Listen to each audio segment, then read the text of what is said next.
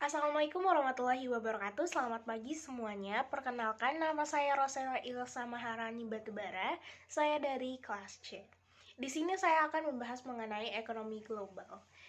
Dari ekonomi global itu sendiri merupakan suatu kehidupan ekonomi secara global dan terbuka tanpa mengenal batasan teritorial atau kewilayahan antara negara satu sama lain. Sekarang ini global ekonomi atau globalisasi ekonomi erat kaitannya dengan perdagangan bebas atau yang biasa disebut itu free trade.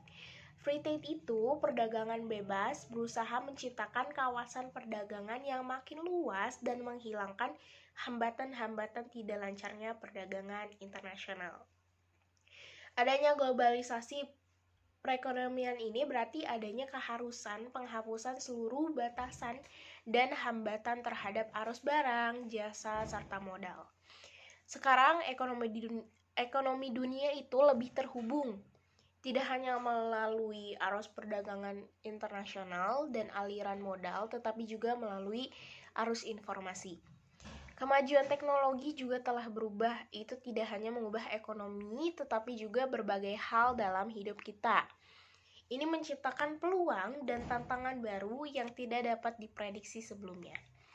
Dan pada tahun 2020, perubahan ini mungkin masih dini ya, dan akan terus mengubah dunia dalam beberapa tahun ke depan.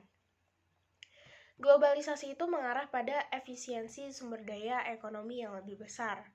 Perusahaan dapat memanfaatkan tenaga kerja yang lebih murah di negara berkembang.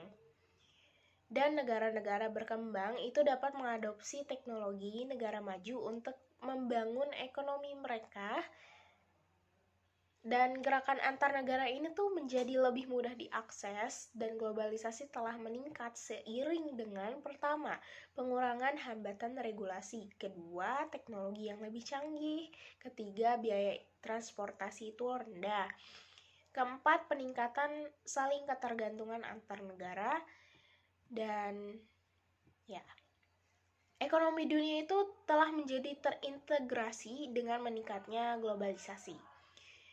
Mobilitas barang, layanan, teknologi, informasi, modal telah meningkat dalam beberapa tahun terakhir. Dan globalisasi itu memainkan peran penting dalam mendorong kegiatan ekonomi di suatu negara. Beberapa negara itu dapat menikmati lebih banyak faktor dan barang produksi seluler. Pertama, ada teknologi informasi, itu mengambil peran penting. Internet dan teknologi informasi itu memudahkan perdagangan dan produksi yang lebih intens. Kita dapat menjual produk tidak hanya di pasar lokal, tetapi di luar negeri juga pun bisa.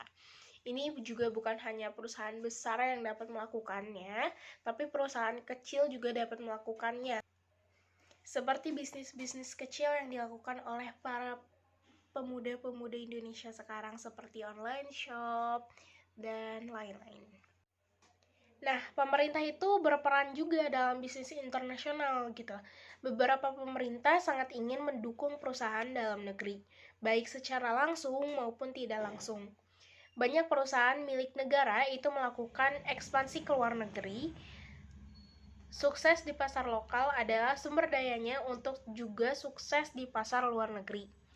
Itu adalah salah satu bentuk partisipasi pemerintah dalam bisnis internasional. Kasus lainnya itu adalah munculnya Sovereign Wealth Funds atau SWF. Ini juga mewakili peran pemerintah dalam bisnis global. Banyak SWF berinvestasi di berbagai perusahaan di luar negeri untuk memberi manfaat bagi ekonomi dan negara. Pendanaannya itu berasal dari cadangan bank sentral, privatisasi, dan pendapatan dari mengekspor sumber daya alam. Nah, tantangan dari ekonomi global itu sendiri pun ada. Pertama, ketidaksetaraan global dan pembangunan ekonomi yang tidak merata. Kedua, kemiskinan global. Ketiga, sumber daya tak terbarukan itu tak berujung. Keempat, penipisan lingkungan dan pemanasan global. Kelima, lebih rentan terhadap efek penularan dari krisis ekonomi dan keuangan. Keenam, meningkatnya ketegangan geopolitik. Nah, sekian dari saya tentang penjelasan mengenai ekonomi global. Mohon maaf apabila ada kekurangan dari kata-kata saya atau penyampaian yang saya sampaikan. Kurang lebihnya mohon maaf. Wassalamualaikum warahmatullahi wabarakatuh.